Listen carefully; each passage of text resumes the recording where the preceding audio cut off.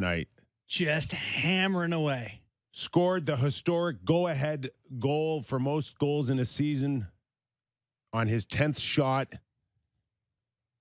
Jeez, that's ridiculous. And then the overtime winner on his 12th. A dozen shots for Auston Matthews. Watching that game, long stretch of a 1-1 score, and I can't recall seeing a more tilted game on a 1-1 score. Oh, I mean, it was just, I actually said this to you guys at one point. Like, I felt like the ice was legitimately sloped. Like, Dallas looked like they were skating uphill. You're right about Matthews, though. The amount, I do wonder, like, how much this chase for records has been in his head, because I can't remember a run of games where he has looked this absurd. You know how many shots he has in the last 3 games? 27. Yeah. 9 shots per game. He's got 12, then 8, then 7.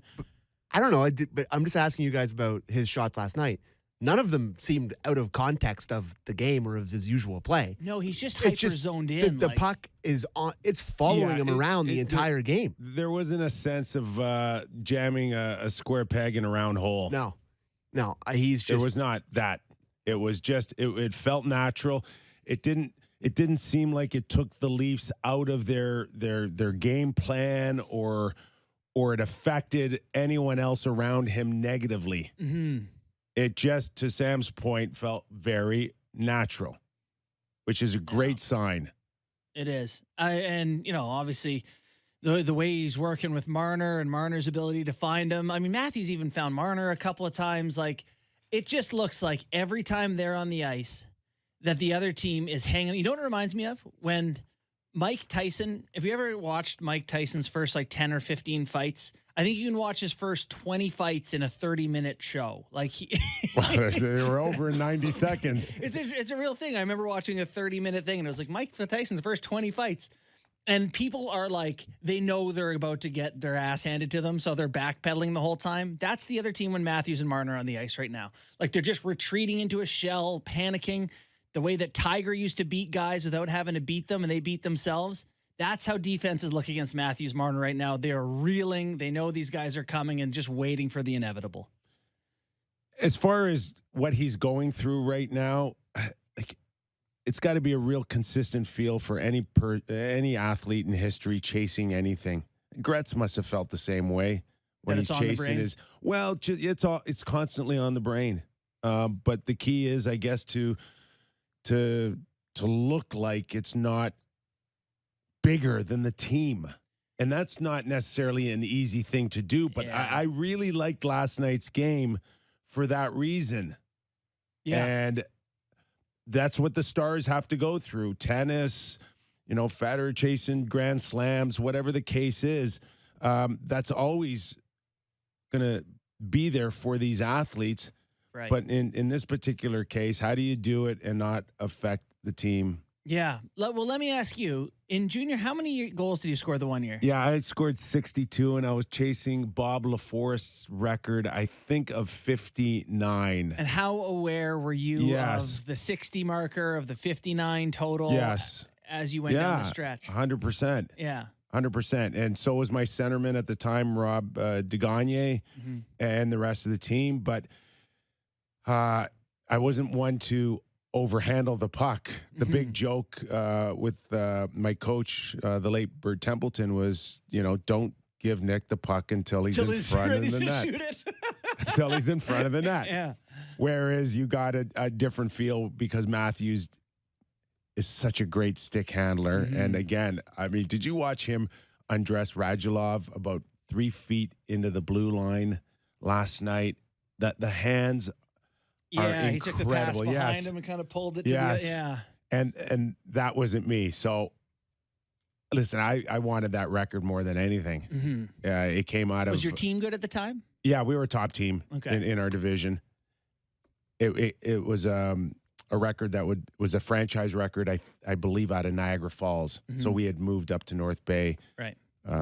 Maybe about 6 years before that, but people constantly reminded me that you're going to break the record, and there was a sense of, why would I want this opportunity to slip here? Well, yeah, and everyone tells you you're close, you're going to do it, and it's like you haven't done it till you do it. That's like Matthews, and even getting to 50 has felt inevitable a couple times, and it just hasn't happened. So I have an observation about Matthews because we talk about he's pretty cool customer. Like the overtime winner, he does this the Sally, like the "Are you not entertained?" Sally, puts his arms in the air, just giving a little "come at me" to the fans. Love that. But his favorite kind of goals to score are the one-timers. Yeah. That's the ones where he gets the biggest. I mean, I know he broke the record last night. That was part of the reason he did a big celebration. But I always notice with him that the one-timers are the ones that he like. Is that like I don't think I've ever scored on a one-timer in my life. But it looks like it feels pretty good. Cathartic, right? The ones historically, Stamkos, Ovechkin, the goal that he scored to set the record at 55 was a commonplace where Draisaitl is even lower in the zone there, even closer to the goal line than Matthews. But that one, and Wedgwood was really good last night. He was. Like he did everything. He could have had 5 goals, Matthews, last night. Yeah. He did everything he could to just fight off Matthews.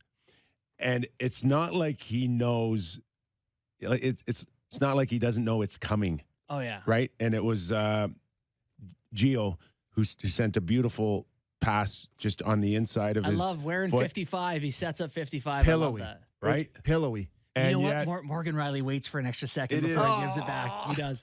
There's just no chance for any goalie, whether it is Ovi or Austin last night, that you can cheat any more than they already are trying to. Right. It's not like you don't know it's coming, and it's not like you don't know Matthews is to the left of you. I think he just shot from there a second earlier. But any type of cheating, and you're caught. On the other side. That's a new element this year, though. I know he's scored one-timers in the past, but this year it feels like a legit threat. That one last night just made me give the stank face, just like, ugh. Yeah. Ugh, he just hammered it. It almost went through the net. Yeah. Like it was just really hard shot. I don't know. It just, once again, just reminded how lucky Leaf fans are right now. Now I know, and I know it's 3-on-3, and I know there's a ton of room out there, but the overtime goal was very Connor McDavid-like. Yeah. Right, just skate faster than everyone, use the open space, and take it across the crease. Yeah.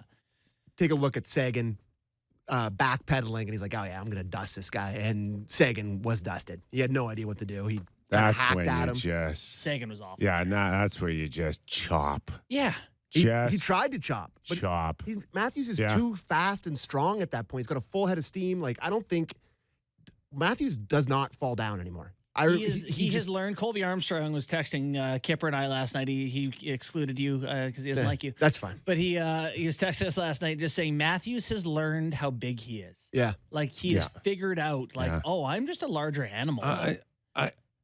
When I covered the 2016 World Cup and he had yet to play a game in the National Hockey League, that's the first thing I noticed is how big and strong he was at that age. Yeah. And he was tipping the Toledo at 220, I think. I think he was bigger then. 225. He's leaner now. Before playing a game in the NHL. And here he is, now he's 24? Yeah. And he's that, but now he's coming into his prime. Yeah. Now it's all man, muscle, size. Yeah. And now he's figuring it out on the ice.